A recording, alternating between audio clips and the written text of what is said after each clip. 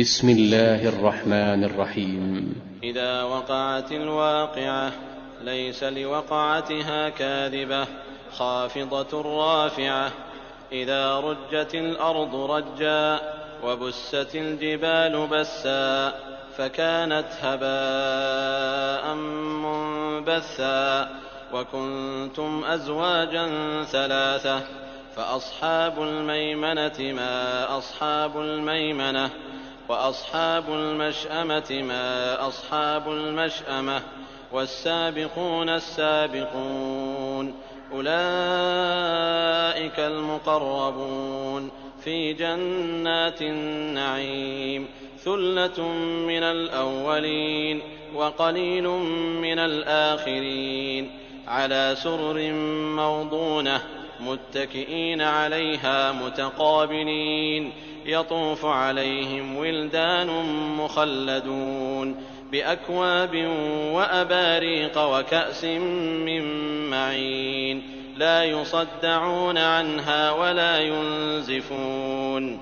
وفاكهة مما يتخيرون ولحم طير مما يشتهون وحور عين كأمثال اللؤلؤ المكنون جزاء بما كانوا يعملون.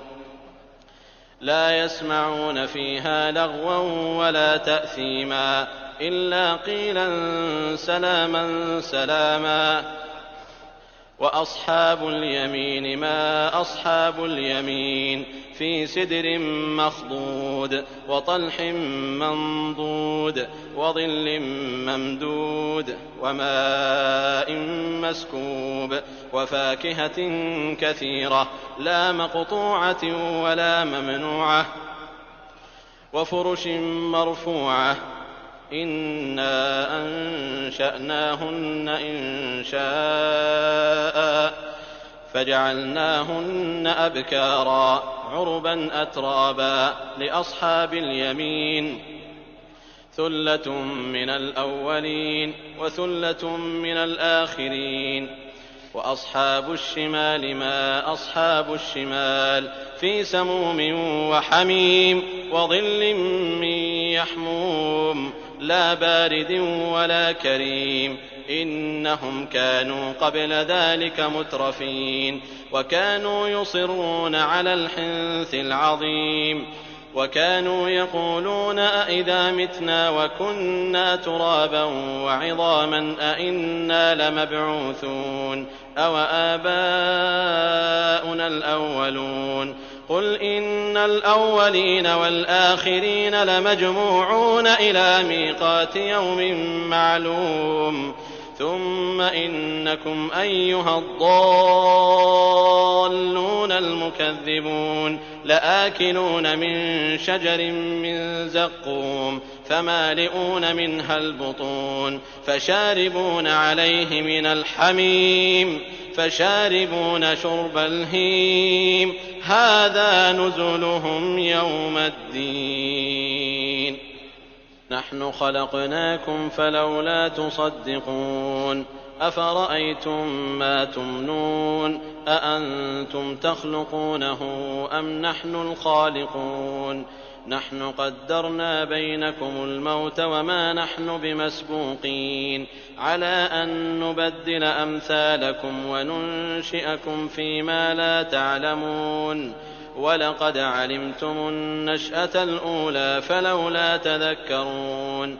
أفرأيتم ما تحرثون أأنتم تزرعونه أم نحن الزارعون. لو نشاء لجعلناه حطاما فظلتم تفكهون.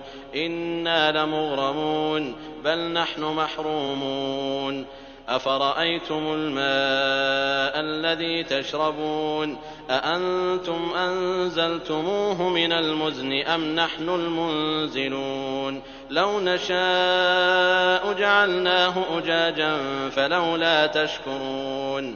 أفرأيتم النار التي تورون أأنتم أنشأتم شجرتها أم نحن المنشئون نحن جعلناها تذكرة ومتاعا للمقوين فسبح باسم ربك العظيم فلا أقسم بمواقع النجوم وإنه لقسم لو تعلمون عظيم إنه لقرآن كريم في كتاب مكنون لا يمسه إلا المطهرون تنزيل من رب العالمين أفبهذا الحديث أنتم مدهنون وتجعلون رزقكم أنكم تكذبون فلولا إذا بلغت الحلقوم وأنتم حينئذ تنظرون ونحن أقرب إليه منكم ولكن لا تبصرون